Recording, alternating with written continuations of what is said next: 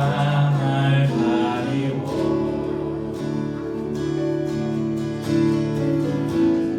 내 믿음은 들리려 할 때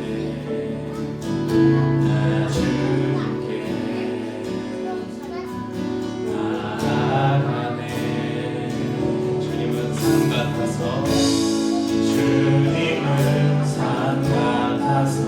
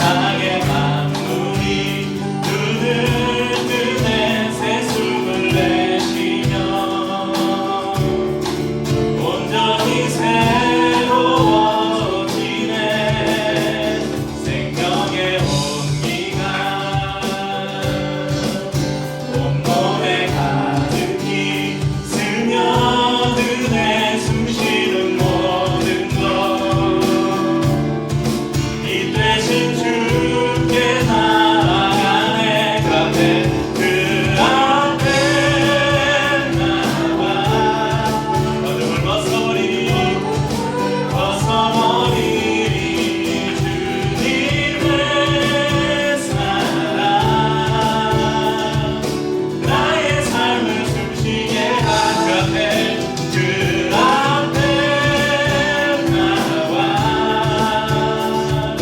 어둠을 벗어버리니 주님의 사랑 나의 삶을 숨쉬게 하네 생명의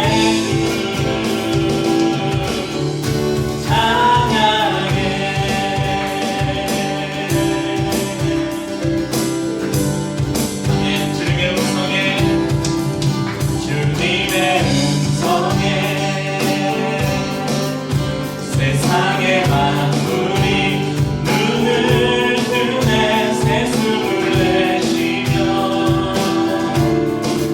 온전히 새로워지네 기적의 멜로디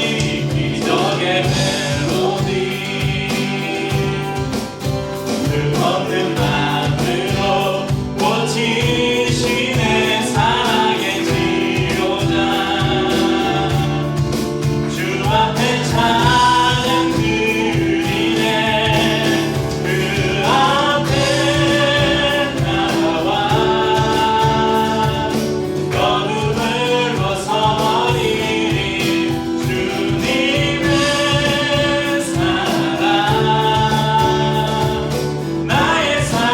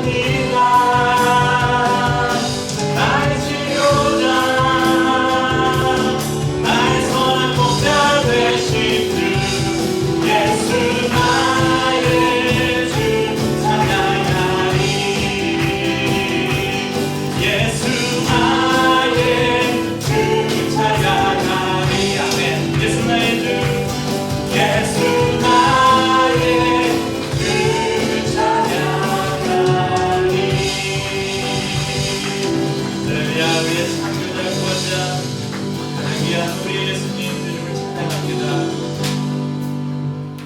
우리의 연약함에도 불구하고 우리의 기도를 들으시고 때를 따라 우리의 필요를 채우시는 주님, 그 주님께 우리가 더 가까이 나아가기를 원합니다.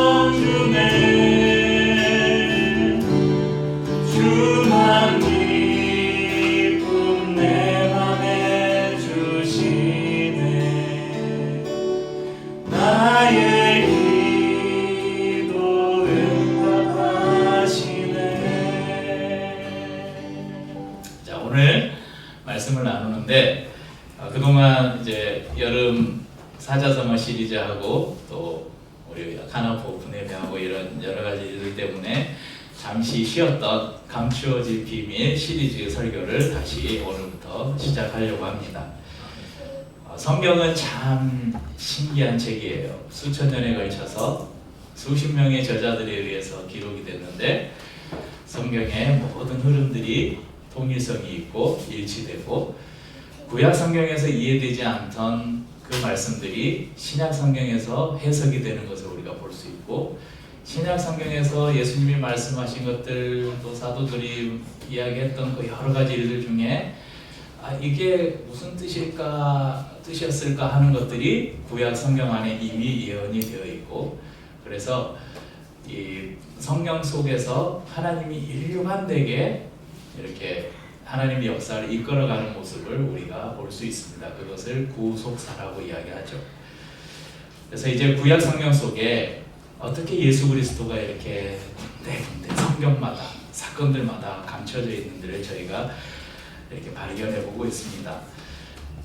오늘 7번째 시간인데 제가 지난번 6번 설교했던 거 한번 이야기해 보세요 그러면 모르시겠죠? 당연한 겁니다. 전혀 여러분 죄책감을 느끼지 않으셔도 되고, 하나님이 우리에게 정말 은혜로 무슨 선물을 주셨다고요?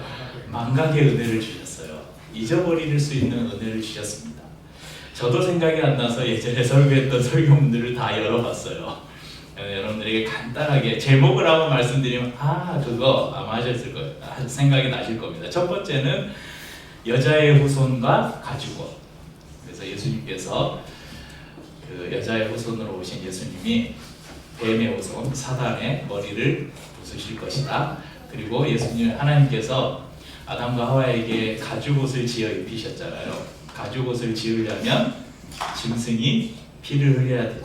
가죽옷을 통해서 나중에 예수님께서 친히 자신의 피를 흘리심으로 우리의 죄를 덮어주실 그것을 창세기에서 말씀해 주셨습니다. 두 번째는 지극히 높으신 하나님의 제사장. 누구를 통해서 우리가 예수님을 봤죠? 멜기세덱.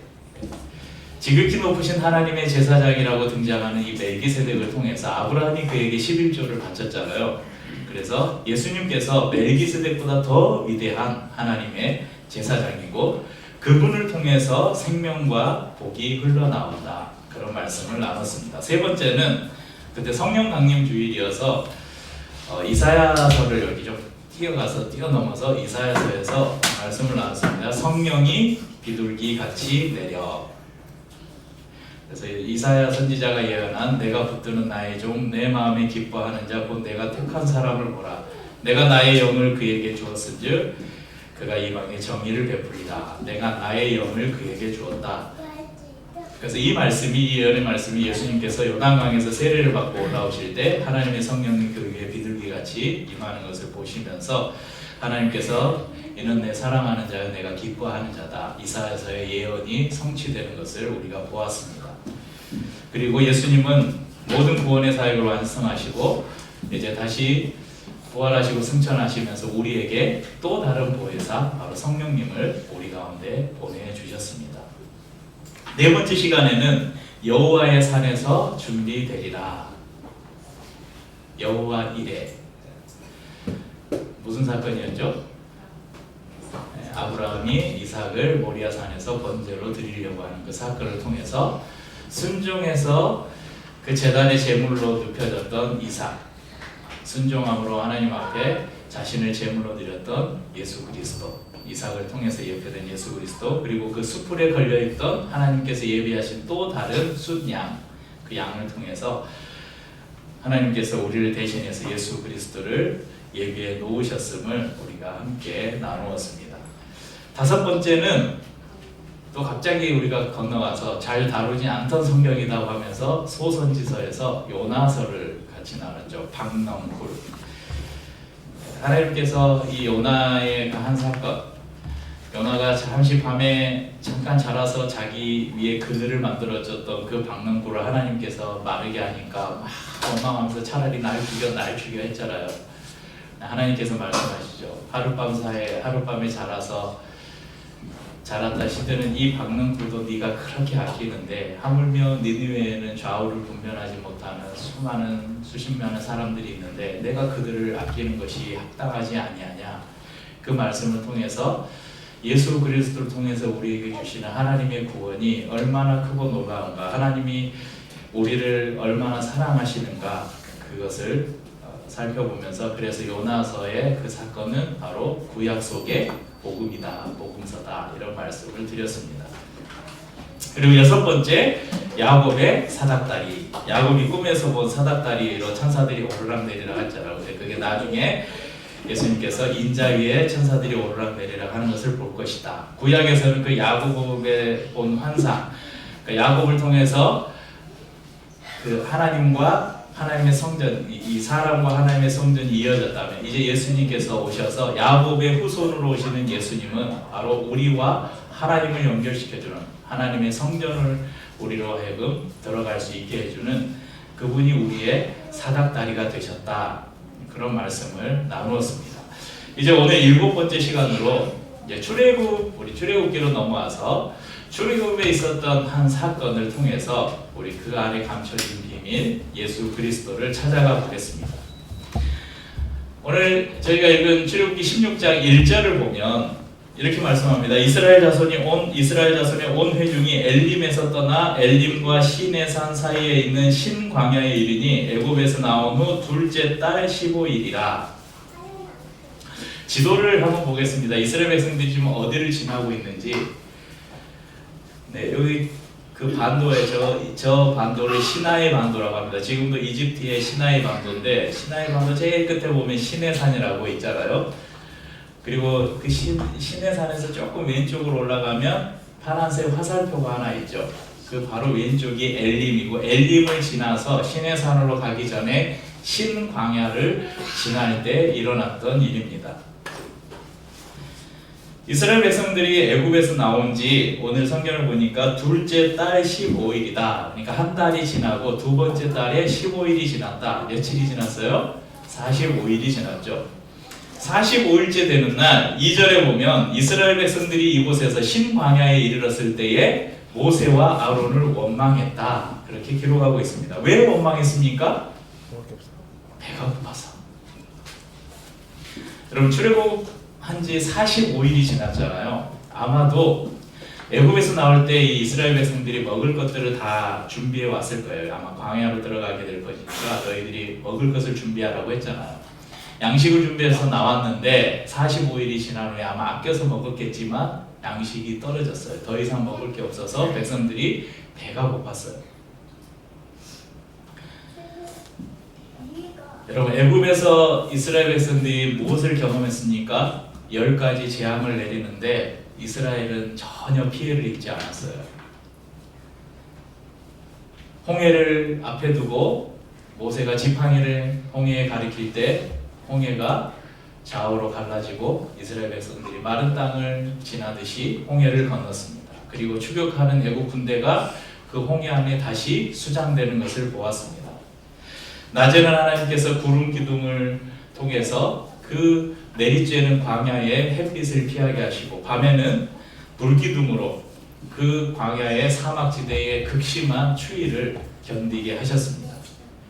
마라의 쓴물을 단물로 바꾸셨던 것도 이 모든 그들이 지금 이 45일 동안 이 신광야에 이르는 동안 하나님께서 그들에게 베푸셨던 놀라운 기적과 은혜들을 한 번에 잊어버리게 만든 그것이 뭐라고요? 배고픔. 그러니까 아마도 우리 인간의 가장 원초적인 욕구가 뭘까요? 식욕. 배고프면 되는 게 없는 것 같아요.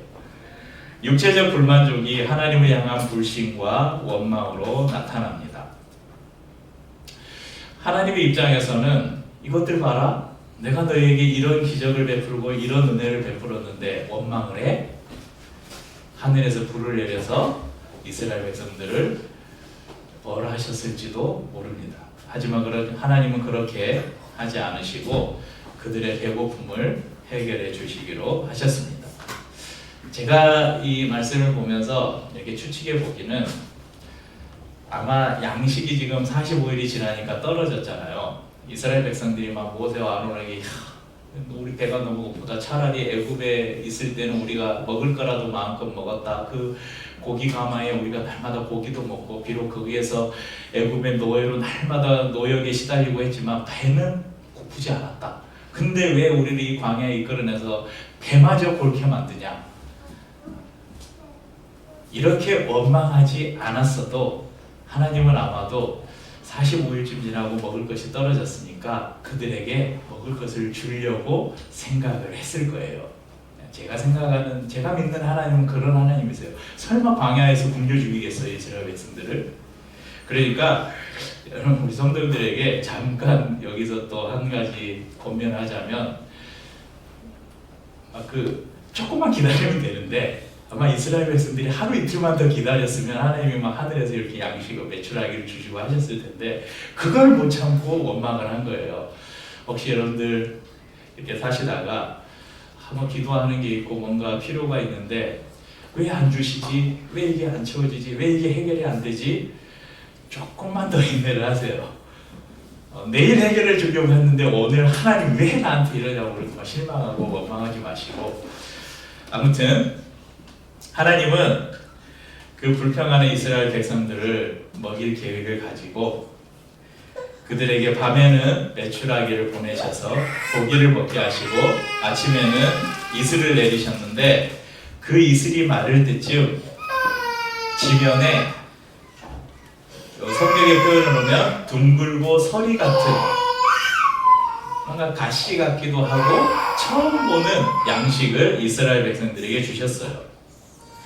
오늘 저희가 읽은 15절 말씀을 보면 이스라엘 백성들이 그 지면에 내린, 땅에 내린 그것을 보면서 뭐라고 말합니까? 이것이 무엇이냐?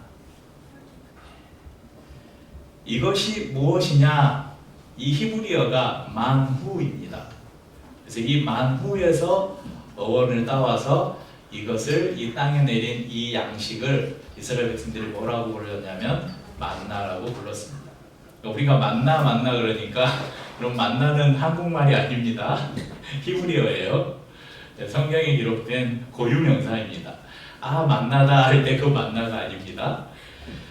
그러니까 이것이 무엇이냐? 그러니까 생전 처음 본 거예요. 이전에 존재했던 식물이나 열매가 아니었습니다. 초자연적인 현상으로 하늘로부터 내려온 양식. 그러니까 전혀 본 적이 없으니까 이것이 무엇이냐? 그래서 이것이 무엇이냐? 이거 맞나? 그렇게 질문하다가 그것이 이름이 된 것입니다. 그런데 이 만나를 먹을 때 몇 가지 규칙이 있었습니다. 16절에 보면 먹을 만큼만 이것을 거둘지니, 16절에, 그리고 가족의 수대로 한 오멜씩 먹을 만큼만 거두라. 오멜은 곡식을 재는 단위인데 한 오멜이 2.2리터 정도의 양이라고 합니다. 그리고 17절과 18절 보면 어떤 사람은 많이 거두기도 하고 어떤 사람은 적게 거두었는데, 나중에 보면 많이 거둔 사람은 남은 게 없고 적게 거둔 사람은 부족한 것이 없었어요. 왜 그런 일이 일어났을까요? 서로 나눴으니까. 많이 거둔 사람이 적게 거둔 사람에게 나눠주었으니까 부족함이 없었죠. 실제로 이 일은 초대교회에도 일어나요. 유무상통의 그 놀라운 기적이 일어났던 초대교회에도 이런 일들이 일어났고, 사도 바울은 고린도 교회에 보낸 편지에 이런 성도들의 삶을 교훈하면서 이 광야의 사건을 상기시키고 있습니다. 고린도후서 8장 14절 15절 말씀 보면, 이제 너희의 넉넉한 것으로 그들의 부족한 것을 보충함은 후에 그들의 넉넉한 것으로 너희의 부족한 것을 보충하여 균등하게 하려 함이라. 기록된 것 같이 많이 거둔 자도 남지 아니하였고 적게 거둔 자도 모자라지 아니하였느냐. 기록된 것 같이, 이 기록이 지금 출애굽기 16장의 말씀을 사도 바울이 이야기하고 있는 것입니다. 그래서 지금 너희가 많은 것이 있냐, 너희가 좀 소유가 남느냐, 그럼 다른 사람에게 주어라. 그럼 나중에 너희가 부족한 일이 있을 때 그 사람들이 너희의 또 필요를 채워줄 것이다. 이렇게 교훈하고 있죠. 또 아침에 거둬들인 만나를 다음날 아침까지 두지 말라고, 다 먹으라고, 그날 아침에 수확한 것은 그날 밤까지 다 먹으라고 말씀하셨습니다. 혹 어떤 사람이 매일매일 나가서 만나 거두려니까, 만나 모아 올려니까 힘들어, 내일 것까지 모아와서 내일은 안 나가야지 하고 2배를 거두어서 먹고 남겼지만 다음날 아침이 되니까 썩고 벌레가 생기고 냄새가 나서 못 먹게 되었더라. 이것은 앞선 4절에 보면 4절의 명령과 연결되어 있습니다. 여러분 출애굽기 16장 4절 한번 읽어볼까요? 그때에 여호와께서 모세에게 이르시되 보라 내가 너희를 위하여 하늘에서 양식을 비같이 내리리니 백성이 나가서 일용할 것을 날마다 거둘 것이라 이같이 하여 그들이 내 율법을 준행하나 아니하나 내가 시험하리라. 매일 거둬야 된다고 말씀합니다. 왜? 하나님을 내가 이들이 하나님을 신뢰하는지 아닌지 시험하겠다.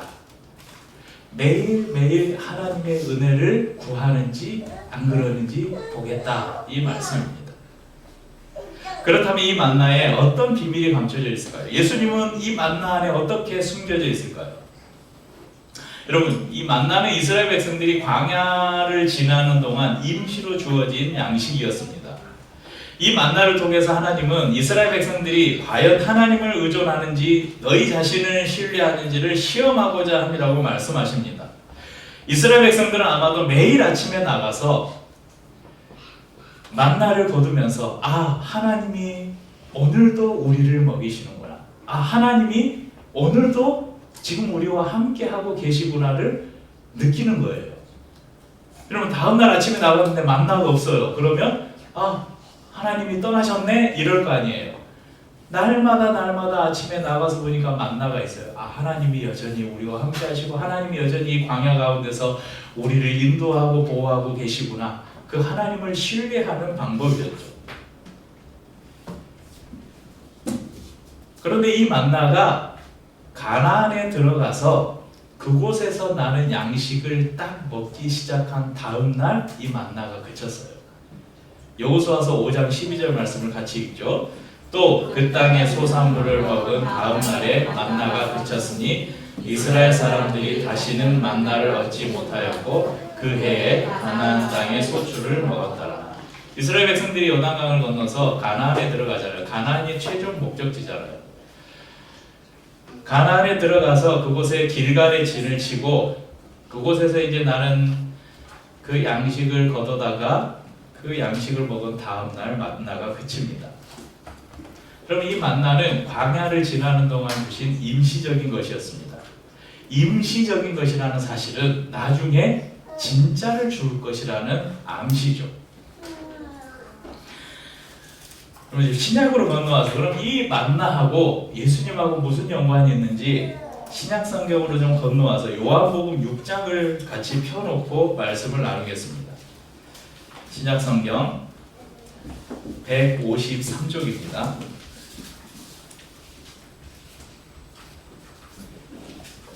신약 성경 153쪽 26절부터를 보시면서 말씀을 보겠습니다. 오늘 이 말씀은 예수님께서 오병이어의 기적, 물고기 5마리와 물고기 2마리와 보리떡 5개로 5,000명을 먹이시고 12광지를 남긴 그 놀라운 기적을 베푸신 이후에 일어난 일을 기록한 말씀입니다. 여러분, 제자들은 그곳에 있는 다른 사람도 마찬가지였겠지만 제자들도 적지 않게 놀랐을 거예요. 아니, 예수님이 어떻게 물고기 2마리와 보리떡 5개로 5,000명을 먹일 수가 있지? 예수님이라면 이제 우리 이스라엘은 먹을 거 걱정 안 해도 되겠다. 예수님은 여러분 아까 이스라엘 백성들이 왜 하나님을 원망했어요? 그 놀라운 기적을 경험하고도 배고파서. 배고픔은 나라님도 해결 못한다는데 이제 우리 예수님은 모든 사람들의 배고픔을 해결할 수 있겠다. 아마 그런 적지 않은 놀람과 또 기대를 가지고 있었을 거예요. 그런데 예수님께서 내가 너희 먹을 거 배부르게 했다고 너희가 나를 지금 이렇게 믿냐? 그런데 썩을 양식을 위해서 일하지 말고 영생하도록 있는 양식을 위해서 일하라, 이렇게 말씀하십니다. 그때 제자들이 그럼 예수님, 지금 제가 26절 이하에 있는 말씀을 지금 풀어서 말씀드리고 있습니다. 제자들이 그럼 어떻게 하는 것이 하나님의 일을 하는 것입니까? 물어요. 예수님께서 하나님이 보내시니 곧 예수님 자신을 믿는 것이 하나님의 일을 하는 것이다, 이렇게 말씀합니다. 이때 제자들이 예수님께 물어요. 당신을 믿게 하는 표적이 무엇입니까? 우리가 뭐 때문에 당신을 믿어야 합니까? 구약에 보니까 구약에는 모세라는 우리가 그 정말 믿음의 그 조상으로 거의 율법의 그 근원으로 생각하는 모세는 광야에서 이스라엘 백성들에게 만나를 주어서 먹게 했습니다. 그러면 당신은 어떤 표적을 우리에게 보여주실 수 있습니까? 이렇게 말해요. 그때 예수님께서 말씀하십니다. 32절, 33절을 같이 읽고 요한복음 6장 32절, 33절 예수께서 이르시되 내가 진실로 진실로 너희에게 이르노니 모세가 너희에게 하늘로부터 떡을 준 것이 아니라 내 아버지께서 너희에게 하늘로부터 참 떡을 주시나니 하나님의 떡은 하늘에서 내려 세상에 생명을 주는 것이니라. 만나는 모세가 준 것이 아니다. 만나는 하나님이 주신 것이다. 그런데 그 하나님께서 너희에게는 만나가 아니라 참떡, 진짜 떡을 주실 것인데 그 떡은 세상에 생명을 주는 것이다. 그리고 이어지는 말씀을 통해서 그 떡이 누군가? 나다. 예수님 자신이 바로 생명의 떡이다. 다른 말로 내가 하늘에서 내려온 만나다. 이렇게 말씀합니다. 48절부터 51절을 보십시오. 내가 곧 생명의 떡이니라. 너희 조상들은 광야에서 만나를 먹었어도 죽었거니와 이는 하늘에서 내려오는 떡이니 사람으로 하여금 먹고 죽지 아니하게 하는 것이니라. 나는 하늘에서 내려온 살아있는 떡이니 사람이 이 떡을 먹으면 영생하리라. 내가 줄 떡은 곧 세상의 생명을 위한 내 살이니라 하시니라. 예수님은 생명의 떡이십니다. 광야의 이스라엘 백성들은 만나를 먹었어도 죽었습니다. 그렇지만 예수님을 먹으면 영생한다고 말씀하십니다. 인자의 살을 먹지 않고 인자의 피를 마시지 않으면 그 안에 생명이 없다고 말씀하십니다. 예수님의 살은 참된 양식이고 예수님의 피는 참된 음료라고 말씀하십니다. 예수님의 살을 먹고 피를 마시는 자는 예수님 안에 거하고 예수님께서 그 사람 안에 거하신다고 말씀하십니다. 요한복음 6장의 내용입니다. 그리고 58절에 결론적으로 다시 한번 말씀하는데 58절을 같이 읽죠. 이것은 하늘에서 내려온 떡이니 조상들이 먹고도 죽은 그것과 같지 아니하여 이 떡을 먹는 자는 영원히 살리라. 예수님은 이 말씀, 본인이 하신 말씀을 근거로 십자가를 지시기 전날 밤 제자들과 함께 유월절 만찬을 나누시면서 떡과 포도주를 주시고 이것이 나의 살이다. 이것이 나의 피다. 내가 다시 올 때까지 너희는 이것을 기념하여 지키라. 이렇게 명령하셨습니다. 저희가 매주 예배 때마다 성찬을 나누면서 예수님의 살과 피를 기념하는 것은 그분이 우리에게 명령하신 것입니다. 내가 바로 생명의 떡이고 내가 참된 음료다. 여러분 예수님께서 이런 말씀을 한 것 때문인지 그거 아세요? 초대교회 당시에 그 기독교를 핍박하는 그 많은 사람들이 그 소문을 퍼뜨렸어요. 저 예수 믿는 사람들, 예수쟁이들은 식인종들이다. 저들은 사람을 잡아먹는다. 그래서 내 살을 먹고 내 피를 마시고 막 그런다고 하니까 예수 믿는 사람들이 그 사람을 잡아먹는다는 그런 오해가 있어서 그래서 실제로 초대교회 때 그런 이유로 기독교들이 많이 핍박을 당하기도 했습니다. 그럼 진짜 예수님이 내 살을 먹고 내 피를 마시라고 한 것인가? 과연 예수님의 살과 피를 먹고 마신다는 것이 무슨 의미일까? 요즘에는 좀 안 나오던데 예전에 사극에 보면 누가 이제 막 동맹을 맺어요. 아니면 그 뭐라 그러죠? 도원결이 이런 거 하면 술을 받아놓고 칼을 착 뜯어내고 이 사람도 착 해서 뚝뚝 하고 피를 섞어서 돌려서 마시잖아요. 이걸 뭐라고 해요? 혈맹이라고 하죠. 혈맹. 물론 혈맹이 이렇게 정략 결혼 이런 걸 해서 가족이 된다 이런 것도 있지만 진짜 피를 나눠 마시면서 그 맹세를 하는 그런 맹세가 있습니다. 왜 혈맹을 합니까? 야, 이제 우리는 피를 나눴다. 내가 너의 피를 먹고 네가 나의 피를 먹었다. 이 말은 뭐예요? 우리는 하나다. 그리고 우리가 한 약속은 절대 깨뜨리지 않겠다. 이런 결의가 그 안에 담겨 있습니다. 그럼 이것을 통해서 우리가 보면 예수님의 살과 피를 먹는다. 이것은 무슨 의미입니까? 예수님과 내가 연합한다. 하나가 된다라는 의미입니다. 예수님은 포도나무 비유에서 이것을 비유하고 있습니다. 내가 포도나무 가지가 나무에 붙어 있으면 열매를 맺는 것처럼 너희가 내 안에 내가 너희 안에 거하면 너희가 열매를 많이 맺게 될 것이다. 또한 예수님의 말씀을 전적으로 신뢰한다는 의미입니다. 광야에서 이스라엘 백성들에게 만나를 주신 것도 하나님은 그들이 하나님을 신뢰하게 하도록 하기 위함이었다고 말씀하셨습니다. 마찬가지로 예수님은 하늘에서 내려온 만나 생명의 양식이 되셔서 예수님을 믿음으로 우리가 그분과 연합하고 그분과 연합함으로 우리에게 배고프지 않고 목마르지 않은 영원한 떡과 음료를 주십니다. 광야에서 이스라엘 백성들을 위해 준비하신 이 만나는 장차 예수 그리스도를 통해 우리에게 주실 완전한 양식을 예표합니다. 매일매일 하늘에서 내렸던 만나처럼 우리에게도 매일매일 그러한 은혜가 필요한 것입니다.